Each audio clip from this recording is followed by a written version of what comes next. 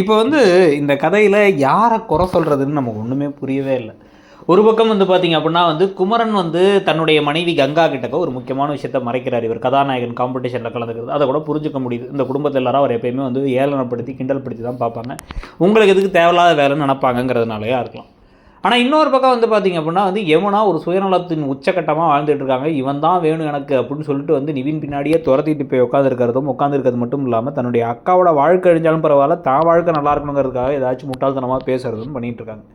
எல்லாத்தையும் விட அதிகமாக காவேரியும் விஜயும் தான் தரையில் மண்ணள்ளி போட்டுக்கிற மாதிரி இவங்க என்னன்னா ஃபோனை கொண்டு போய் எங்கேயாச்சும் வச்சிடறாங்க. அவர் என்ன பண்ணுறாரு அப்படின்னா கால் பண்ண வேண்டிய நேரத்தில் திருப்பி வெயிட்டிங் கால் பார்த்து கூட கால் பண்ண மாட்டாரு. கண்ணு முன்னாடி இருந்த காவேரியை தவற விட்டுட்டு போகிறாரு. இதில் இப்போ வீட்டுக்கு நேராக என்ன பண்ணுறாரு அப்படின்னா அவளை நம்ம தான் பார்த்துக்கணும், அவளுக்கு பழைய நினைவுகளை எடுத்து கொடுக்கணும், கூடவே இருக்கணும் அப்படின்னு வசனம் பேசிகிட்டு இருக்காரு.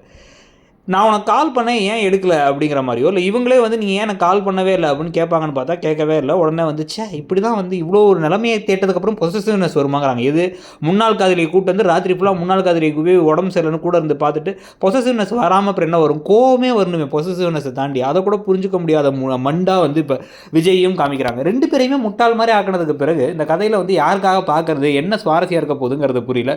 இவங்க மனசுலேருந்து பேசவே மாட்டாங்கிறத வச்சு கதையை இன்னும் இழுத்துட்டே போகிறாங்களாம். இப்படி தான் நான் உன்னை தேடி தான் வந்தேன், நம்ம ட்ரிப்பு போகலான்னு நினச்சேங்கிறத சொல்லணும்ல, அதை சொன்ன மாதிரி தெரியல. இதையாவது தேவையில்லாத ஒன்று சொல்லிட்டு இப்போ கடைசியில் காவேரி நான் தூங்க போகிறேன்னு கிளம்பி போயிட்டுருக்காங்க. ஓவராலாக எப்படி பார்த்தாலும் இந்த கதையை கொஞ்சம் லைட்டாக சரிப்படைய வைக்கிறது. இப்போலாம் உங்களுக்கு என்ன தோணுது அப்படிங்கிறத சொல்லுங்கள். யாரோட சேர்ந்தால் பெட்டர்னு நினைக்கிறீங்கிறதையும் சொல்லுங்கள்.